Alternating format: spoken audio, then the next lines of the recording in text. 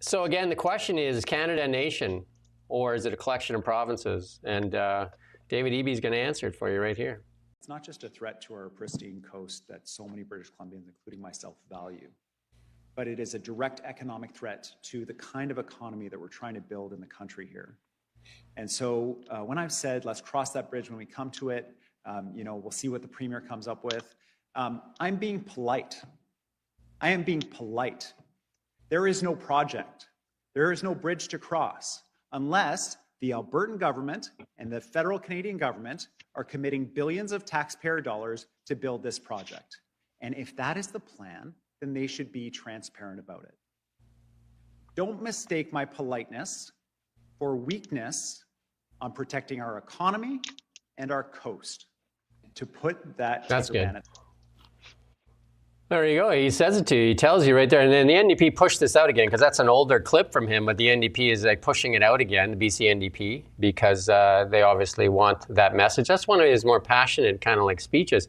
But he did say our coast. They didn't say it's Canadian coast. It's our coast. And so are we just then Mark Carney, the Liberals, ran on Team Canada. I'll remove all the interprovincial trade barriers and we'll have one economy. One economy. This guy says, no, you don't. And also the polls.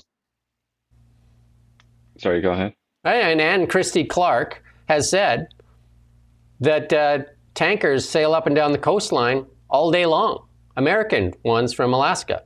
They go by every day. Yeah. So you're protecting the coastline from what? Canadian business?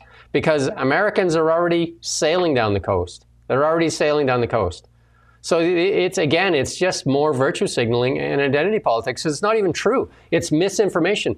And then Jason Kenney came out and said that John Horgan even said that David Eby was the extreme left of his party, and he said John Horgan, we can't prove it now, John Horgan called him a mudhutter.